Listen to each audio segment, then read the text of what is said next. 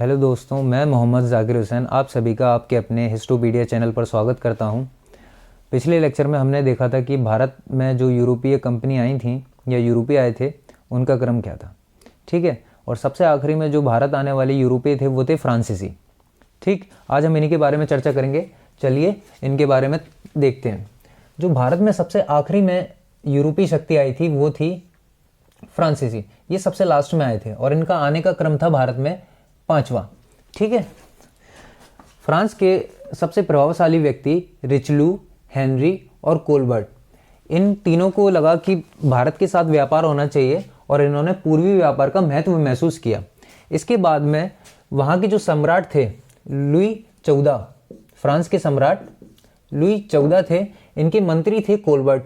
इनके अथक प्रयासों के बाद एक कंपनी की स्थापना हुई, कंपनी द इंडस ओरिएंटल। इस कंपनी की स्थापना 1664 में हुई थी। कब? 1664 में। 1664 में इस कंपनी की स्थापना हुई और इसी को हम फ्रांसीसी ईस्ट इंडिया कंपनी के नाम से जानते हैं। ठीक है, इसके बाद में फ्रांसीसियों का 1667 में एक दल भारत आया और इस दल की अध्यक्षता फ्रांसिस कैरोन ने की थी। यानी उस दल का नेतृत्व कौन कर रहे थे? फ्रांसिस कैरोन। ठीक है, इसके बाद में फ्रांसीसियों ने 1668 में अपनी पहली फैक्ट्री सूरत में खोली। अपनी पहली फैक्ट्री कहाँ खोली? सूरत में। और 1669 में अपनी दूसरी फैक्ट्री मछलीपट्टनम में खोली। कहाँ खोली? मछलीपट्टनम में। ठीक है, और इन दोनों फैक्ट्रियों को विकसित करने का कार्यभार एक फ्रांसीसी को दिया गया जिसका नाम था फ्रांसिस मार्टिन। इसको फ्रैंको कैरो के नाम से भी जानते हैं। ठीक है, फ्रांसिस मार्टिन ने फ्रांसीसियों की शक्ति का विस्तार करना प्रारंभ किया। ठीक, और उसने 1672 में तंजावुर के जो शासक थे उससे सेंट थोमे को प्राप्त किया और यहां पर अपनी फैक्ट्री खोली। सेंट थोमे मद्रास के निकट ही है। ठीक है, कब प्राप्त किया? तंजावुर के शासक से 1672 में फ्रांसिस मार्टिन ने। किसको? सेंट थोमे को। और इसके बाद 1672 के आसपास ही वलीकोंडपुरम के मुगल सूबेदार जो शेर खां लोदी थे उनसे एक छोटा सा गांव प्राप्त किया। एक छोटा सा गांव यहां पर प्राप्त किया। मुगल सूबेदार वलीकोंडपुरम के जो मुगल सूबेदार थे शेर खां लोदी, उनसे एक छोटा सा गांव प्राप्त किया और इसको पांडिचेरी के रूप में विकसित किया। ठीक है, और इसी छोटे से गांव को 1674 में फ्रांसिस मार्टिन ने पांडिचेरी के रूप में विकसित किया था। ठीक है, और पांडिचेरी के अंदर ही पांडिचेरी में एक फोर्ट का, एक किले का निर्माण करवाया जिसको फोर्ट लुई के नाम से हम जानते हैं। इसको लुई, फोर्ट लुई क्यों नाम दिया गया था? क्योंकि वहां के जो सम्राट थे वो थे लुई। ठीक, अब फ्रांसिस मार्टिन ने इतना सब कुछ किया, फ्रांसीसी बस्तियों को स्थापित करने में उनका महत्वपूर्ण योगदान था, इसलिए फ्रांसिस मार्टिन को क्या कहते हैं? फ्रांसीसी बस्तियों का वास्तविक संस्थापक। किसको? फ्रांसिस मार्टिन को। ठीक है, इसके बाद 1690 में बंगाल के जो सूबेदार थे शाइस्ता खां, बंगाल के सूबेदार शाइस्ता खां से एक क्षेत्र प्राप्त किया। ठीक है, और वहां पर एक फ्रांसीसियों की फेमस फैक्ट्री चंद्रनगर की स्थापना की। ठीक है, फ्रांसीसियों ने 1693 को, अब इनकी धीरे धीरे जो शक्ति बढ़ने लगी थी तो 1693 को इनका डचों से संघर्ष हुआ और इस संघर्ष में फ्रांसीसी हार गए। क्या कर गए? हार गए। और डचों ने फ्रांसीसियों से पांडिचेरी को छीन लिया और इसको छीनने के बाद अपने पास 5 वर्षों तक रहा था। 1693 में ये संघर्ष हुआ था और 5 वर्षों तक पांडिचेरी को अपने पास में रखा था। इन 5 वर्षों के बाद 1697 में डचों और फ्रांसीसियों के मध्य एक संधि हुई जिसे रिजविक की संधि कहते हैं। ठीक है, इस संधि के बाद ही डचों ने फ्रांसीसियों को पांडिचेरी वापस किया। कब? 1697 में। ठीक है, अब इनकी शक्ति फ्रांसीसियों की कम होने लगी थी, इसलिए फ्रांस की गवर्नमेंट ने फ्रांसिस मार्टिन को दोबारा गवर्नर बनाकर भेजा पांडिचेरी का। किसको? फ्रांसिस मार्टिन को। फ्रांसिस मार्टिन ने 1697 से 1606 के मध्य पांडिचेरी को कलकत्ता से भी अधिक समृद्ध बना दिया। ठीक है, कलकत्ता से भी अधिक समृद्ध बना दिए फ्रांसिस मार्टिन ने। लेकिन फिर इसके बाद में फ्रांसीसी शक्ति में गिरावट आई और 1606 से 1620 के बीच फ्रांसीसी शक्ति भारत में निष्क्रिय रही। कैसी रही? निष्क्रिय, मतलब कोई ज़्यादा कार्य नहीं किया। और यहाँ तक कि उनकी जो 2 फैक्ट्री थी, सूरत और मछलीपट्टनम, वो तक बंद हो गई थी। ठीक है। अब 1620 और 1642 के बीच फ्रांसीसियों ने अपनी नीति में जो है परिवर्तन किया और क्या हुआ कि उन्होंने पांडिचेरी के नए गवर्नर बनाकर लीनो और डूमा को भेजा कि भारत में फ्रांसीसी शक्ति को दोबारा से बढ़ाया जा सके। ठीक है। इन्होंने, लीनो और डूमा ने कंपनी को पुनः विकसित किया और कंपनी के विकास में अपना योगदान दिया। ठीक है। लीनो और ड्यूमा कब से कब तक आए थे? 1720 से 1742 के मध्य में नए गवर्नर भेजे थे, जिसमें लीनो और डूमा महत्वपूर्ण थे। इन्होंने कंपनी के पुनः विकास में अपनी महत्वपूर्ण भूमिका निभाई थी। ठीक है। और 1742 में इनकी जो नीति में एक आमूलचूल परिवर्तन आया। ठीक है। और इस नीति के तहत उनका उद्देश्य भारत में क्या हो गया? साम्राज्यवाद का विस्तार, यानी अपना विस्तार किया जाए और भारत की राजनीति में दखल दी जाए। भारत की जो राजनीति थी उसमें अपना दखलंदाजी बढ़ाएं और अपनी शक्ति को उसके माध्यम से भारत में स्थापित करें। ठीक है। 1742 में ही डुप्ले गवर्नर बनकर आया था और डुप्ले बहुत ही ज़्यादा महत्वपूर्ण है। जो आंग्ल फ्रांसीसी युद्ध हुए हैं उसमें सबसे महत्वपूर्ण जो शख्सियत थी, सबसे महत्वपूर्ण जो पर्सन था वो डुप्ले ही था। ठीक है। अब साम्राज्यवाद का जब विस्तार हुआ तो अंग्रेज और फ्रांसीसियों के मध्य संघर्ष होना स्वाभाविक था। इसके बाद में इनके संघर्ष हुए, 3 संघर्ष हुए, जिनको हम कर्नाटक युद्ध के नाम से जानते हैं। ठीक है। अब हम इनकी जो फैक्ट्री वगैरह खोली थी उनका क्रम देख लेते हैं कि कहाँ कहाँ पर स्थापित थी फ्रांसीसियों की। फ्रांसीसियों ने 1721 में मॉरिशस में अपनी फैक्ट्री खोली और मॉरिशस पर अधिकार किया। मॉरिशस इंडिया के इस तरफ पड़ता है, छोटे छोटे टापू हैं, मॉरिशस उसको कहा जाता है। तो मॉरिशस पर इन्होंने अधिकार कर लिया और हम देखेंगे कि आंग्ल फ्रांसीसी युद्ध होता है उसमें मॉरिशस की क्या भूमिका रहती है। यहाँ पर एक जो गवर्नर था यहाँ का, वो डुप्ले की सहायता करने के लिए आता है, तो उसमें हम आंग्ल फ्रांसीसी युद्ध होंगे उसमें हम देखेंगे। ठीक है। तो 1721 में इन्होंने मॉरिशस पर अधिकार किया, 1624 में माहे पर, 1724 में माहे पर, 1725 में इन्होंने यनम में अपनी फैक्ट्री खोली और 1739 में कराईकल में। ठीक है। ये इनके महत्वपूर्ण केंद्र थे। कौन कौन से? माहे, कराईकल, पांडिचेरी, सेंट थोमे, यनम और मछलीपट्टनम। ये तो बंदी हो गए थे। ठीक है। तो हम ये देखते हैं कि भारत में जो फ्रांसीसी थे वो स्वतंत्रता के बाद भी रहे थे। कब तक रहे थे? स्वतंत्रता के बाद तक रहे थे। और नवंबर 1954 में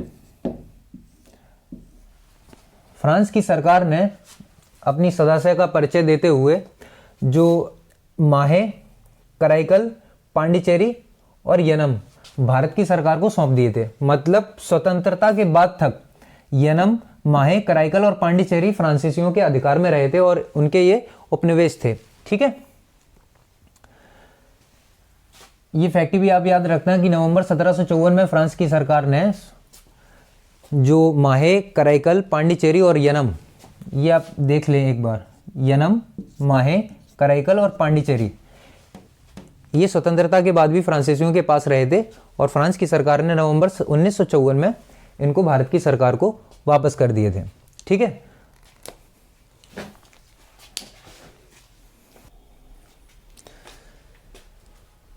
अब हम देखते हैं कि भारत में अंग्रेजों और फ्रांसीसियों के मध्य संघर्ष हुए, उनके बारे में हम जानते हैं कि ये संघर्ष क्यों हुए और कब हुए। ठीक है। आंग्ल फ्रांसीसी संघर्ष, इसको अंग्रेज फ्रांसीसी संघर्ष के नाम से हम जानते हैं। इसको एंग्लो भी बोलते हैं। एंग्लो मतलब आंग्ल। ठीक है। अगर इन शब्दों में से कोई सा भी शब्द आ जाए, आंग्ल फ्रांसीसी संघर्ष या एंग्लो फ्रांसीसी वॉर, तो इसका मतलब एक ही है। ठीक। तो हम ये देखते हैं कि जो उस समय भारत था, जो ये क्षेत्र था, ये कर्नाटक राज्य के अधीन आता था। क्या? कर्नाटक राज्य के अधीन आता था। और कर्नाटक के नवाब उस समय कौन थे? अनवरुद्दीन। ठीक है, ये बहुत महत्वपूर्ण है। प्रथम कर्नाटक युद्ध में, तो ये प्रथम कर्नाटक युद्ध क्यों हुआ? तो ये प्रारंभ हुआ था 1746 में और इसका अंत हुआ 1748 में। इसका कारण क्या था? कारण ये था कि यूरोप में ऑस्ट्रिया का उत्तराधिकार का युद्ध प्रारंभ हो गया था। ठीक है, तो इस युद्ध में अंग्रेज और फ्रांसीसी भी एक दूसरे के विरुद्ध लड़ पड़े। ठीक, अब जब यूरोप में ये एक दूसरे के विरुद्ध लड़ रहे हैं तो इंडिया में भी इनमें आपस में युद्ध होगा, यानी इंडिया में भी अब ये आपस में लड़ेंगे। ठीक है, क्योंकि यहाँ का प्रभाव इंडिया पर भी पड़ेगा कि वे एक दूसरे से लड़ना शुरू कर दें। और अमेरिका, जो नॉर्थ अमेरिका है, वहाँ पर भी ये लड़ बैठे और इंडिया में भी लड़ बैठे। तो अब उसी के बारे में हम जानेंगे। जैसे इनके जो युद्ध था, ऑस्ट्रिया का उत्तराधिकार युद्ध, इन दोनों में इन्होंने पार्टिसिपेट किया और एक दूसरे के विरुद्ध लड़ बैठे। ऑस्ट्रिया का उत्तराधिकार का युद्ध 1740 में प्रारंभ हुआ और इसकी जो खबर थी वो 1744 में इंडिया पहुंची। कब आई ये खबर? 1744 में। ठीक है, और 1746 में अपना प्रथम आंग्ल कर्नाटक युद्ध इसके 2 साल बाद प्रारंभ होता है, 1746 में। ठीक है, गौर करिएगा थोड़ा सा। अब जब ये यूरोप में लड़ बैठे तो एक दार्शनिक है वोल्टेयर, उसने ये कहा था कि फ्रांस से छोड़े गए तोप के एक गोले ने हमारे उत्तर अमेरिका और एशिया के सभी तोपखानों में माचिस लगा दी। ठीक है, इन्होंने इस बारे में ये कहा था, यानी जब यूरोप में ये लड़े तो बाकी सब जगह भी आपस में लड़ बैठे। ठीक है, तो वोल्टेयर ने इनके बारे में ये कहा था कि फ्रांस से छोड़े गए तोप के एक गोले ने हमारे जितने भी जो भी उपनिवेश हैं, यानी अमेरिका और इंडिया, एशिया, यहाँ के जितने भी तोपखाने हैं उनमें जो है माचिस लगा दी। ठीक है, तो अब हम ये देखते हैं कि ऑस्ट्रिया का उत्तराधिकार युद्ध 1740 में प्रारंभ हुआ। इसकी खबर 1744 में भारत पहुंची और 1746 में इंडिया में आपस में युद्ध चालू हो गया। इसका कारण ऑस्ट्रिया का उत्तराधिकार का युद्ध था। ठीक है, अब हम ये देखते हैं कि जब 1744 में ये खबर भारत पहुंची तो उस समय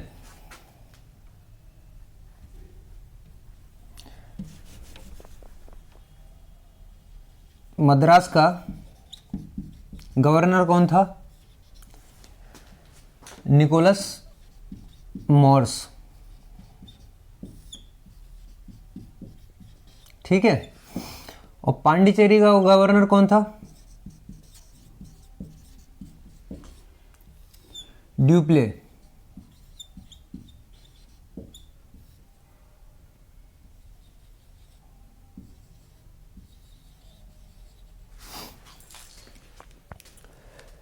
जब ये खबर 1744 में इंडिया पहुंची तो डुप्ले को पता था कि भारत में हमारी शक्ति क्या है? कमजोर। क्या है हमारी शक्ति? हम कमजोर हैं अंग्रेजों के मुकाबले। हमारी नौसैनिक शक्ति कमजोर है, अंग्रेजों के मुकाबले नौसेना हमारी कमतर है, कमजोर है। ठीक है, और हमारे पास अंग्रेजों के मुकाबले साधनों की भी कमी है। अंग्रेजों के उस समय जो महत्वपूर्ण 3 बंदरगाह थे या 3 केंद्र थे, वो मद्रास, बम्बई और कलकत्ता, 3 महत्वपूर्ण केंद्र अंग्रेजों के पास थे उस वक्त। ठीक है, और अंग्रेजों के और फ्रांसीसियों के पास क्या था? सिर्फ पांडिचेरी ही था। जो महत्वपूर्ण क्षेत्र था उनके पास में वो पांडिचेरी ही था। ठीक है, तो अब डुप्ले ने क्या किया कि डुप्ले ने अपनी कूटनीति का दिमाग लगाया और युद्ध को टालने के लिए, क्योंकि इसको पता था कि मेरे पास अभी सहायता उपलब्ध नहीं है, ना मेरे पास साधन है, नौसेना भी हमारे पास कम है, अंग्रेज आसानी से हरा देंगे। तो डुप्ले ने निकोलस मॉर्स, जो अंग्रेजी गवर्नर था मद्रास का, उसको पत्र भेजा कि देखिए यूरोप में तो हम लड़ रहे हैं, लेकिन हमें इंडिया में नहीं लड़ना चाहिए आपस में, हमें तटस्थता की नीति अपनानी चाहिए। किसकी नीति अपनानी चाहिए? तटस्थता की। हम तटस्थ रहेंगे भारत में, हमको ये नीति अपनानी चाहिए। लेकिन निकोलस मॉर्स जो अंग्रेजी गवर्नर था मद्रास का, उसने डुप्ले के पत्र का कोई जवाब नहीं दिया।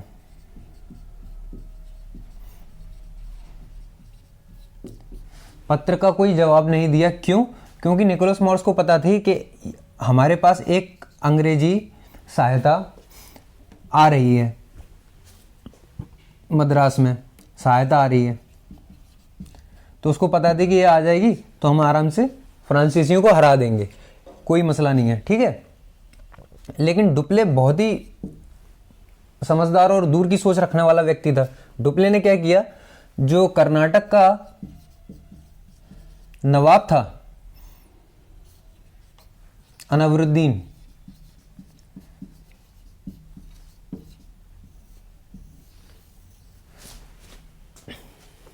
डुप्ले ने अनावरुद्दीन से बोला, क्योंकि यहां से उसको कोई जवाब नहीं मिला था, उसको पता थी कि उसको डुप्ले को पता पड़ गया कि युद्ध कभी भी हो सकता है और इन्होंने हमारी बात नहीं मानी है, तो अब क्या किया जाए युद्ध को रोकने के लिए जब तक सहायता वगैरह नहीं आती है। उसने अनावरुद्दीन जो कर्नाटक का नवाब था, जो क्षेत्र कर्नाटक के में ही उस समय आता था, मद्रास, पांडिचेरी और ये तंजौर वगैरह उस समय कर्नाटक राज्य में ही आते थे, और कर्नाटक हैदराबाद के अंडर आता था, ठीक है।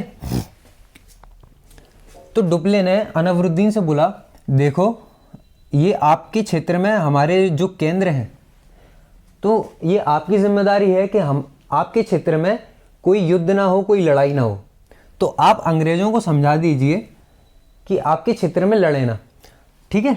तो अनावरुद्दीन से अंग्रेजों से बोला कि देखो मेरे क्षेत्र में कोई लड़ाई नहीं होनी चाहिए, समझ रहे हैं।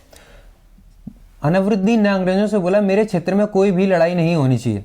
अंग्रेज जो थे वो नवाब को रुष्ट नहीं करना चाहते थे, नाराज नहीं करना चाहते थे, तो अंग्रेजों ने इसकी बात मान ली और युद्ध नहीं किया या लड़ाई नहीं की, फ्रांसीसियों के विरुद्ध मोर्चा नहीं खोला, ठीक है। अब क्या हुआ कि इंडिया के जो नीचे छोटे छोटे टापू मॉरिशस देश है, आज का मॉरिशस के नाम से है, तो उस समय मॉरिशस पर फ्रांसीसियों का अधिकार था,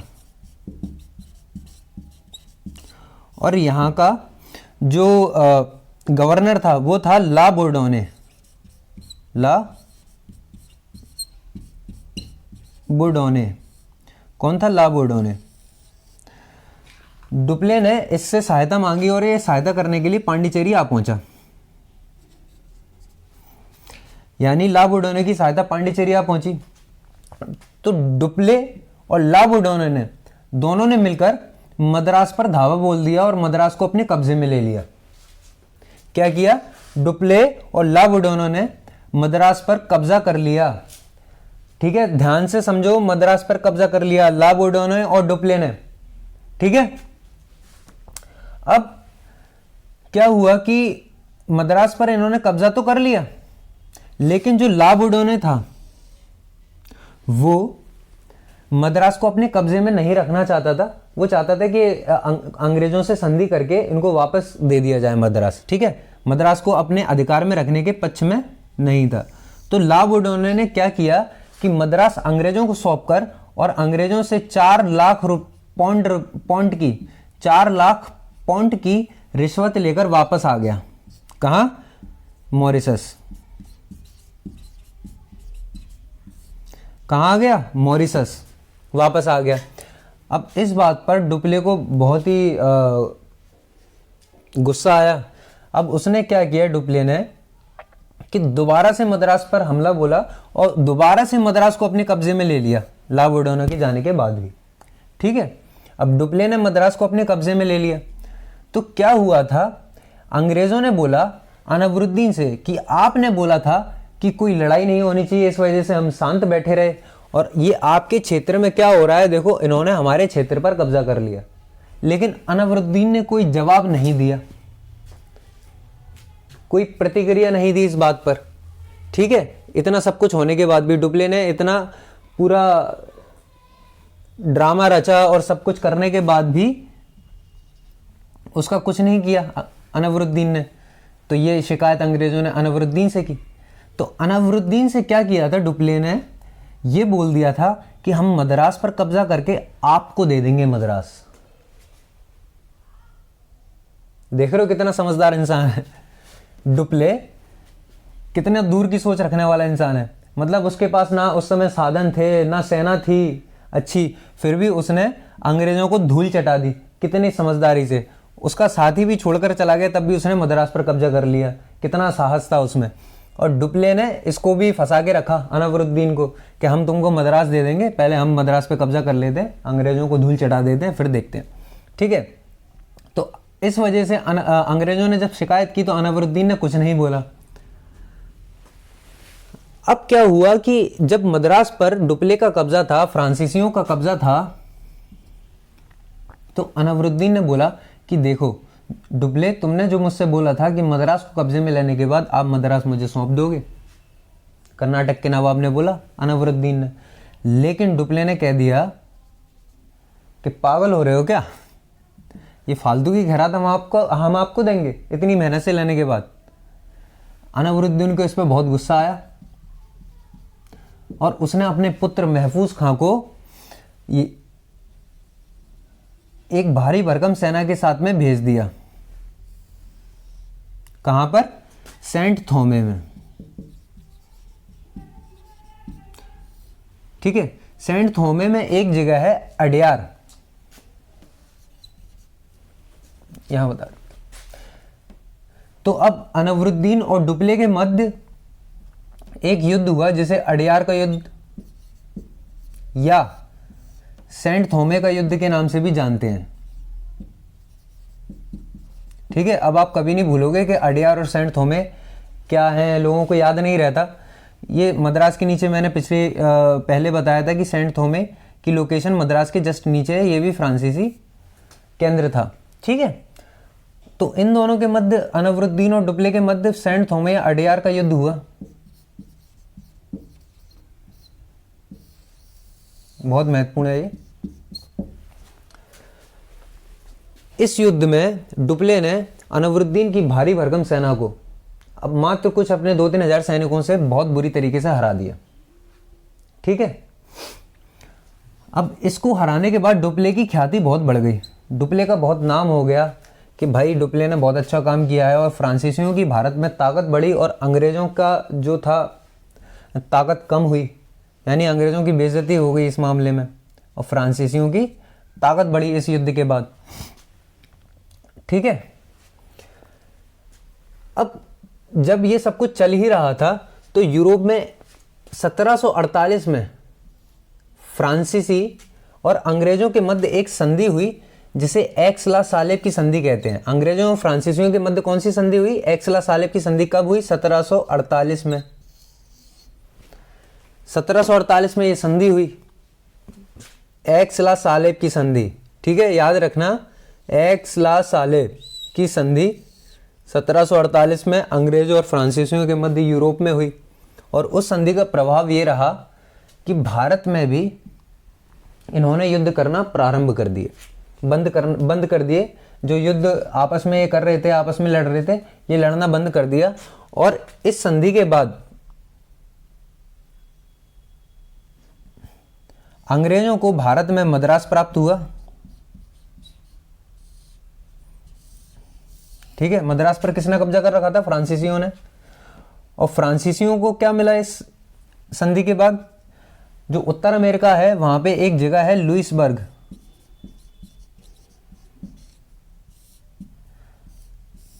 फ्रांसीसियों को लुइसबर्ग प्राप्त हुआ। ठीक है। तो दोनों को कुछ ना कुछ मिला। उत्तर अमेरिका में यानी नॉर्थ अमेरिका में फ्रांसीसियों को लुइसबर्ग मिला और इंडिया में अंग्रेजों को क्या प्राप्त हो गया? वापस मद्रास। ठीक है। इस संधि के बाद ये चीजें मिली। इस युद्ध का कोई खास परिणाम तो नहीं निकला।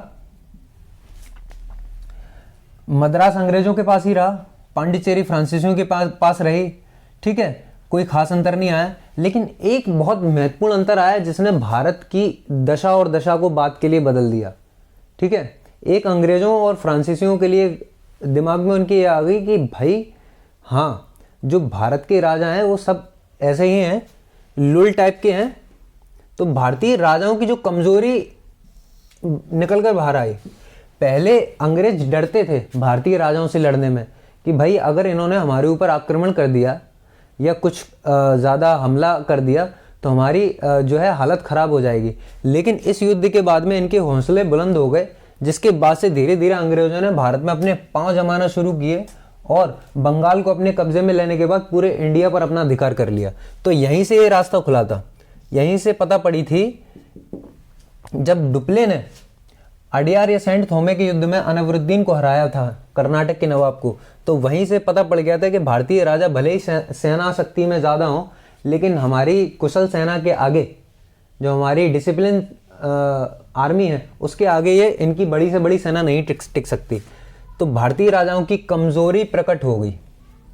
ठीक है, ये परिणाम इसका बहुत महत्वपूर्ण था। ठीक है, एक बार देख लीजिए ब्रीफ में, प्रथम कर्नाटक युद्ध। ठीक है, कब से कब तक हुआ था? 1746 से 1748 के बीच में। कारण क्या था इसका? ऑस्ट्रिया का उत्तराधिकार का युद्ध यूरोप में हुआ था, जिसके बाद में भारत में प्रथम कर्नाटक युद्ध हुआ। और ये बंद जो है समाप्त कैसे हुआ ये युद्ध? एक्स ला सालेब की संधि 1748 में, इसके द्वारा जो है संधि के द्वारा ये युद्ध की समाप्ति हो गई। परिणाम क्या निकले? भारतीय राजाओं की कमजोरी प्रकट हुई इस युद्ध के बाद। ठीक है, आपको ये समझ में आया? ठीक है, अगर आपको समझ में आया हो तो कमेंट कर देना और ये बताना कि अगर अडियार या सेंट थोमे का युद्ध नहीं होता और भारतीय राजाओं की कमजोरी प्रकट नहीं होती तो क्या अंग्रेज पूरे भारत पर अपना कब्जा कर पाते? ये आप कमेंट में बताना। ठीक है।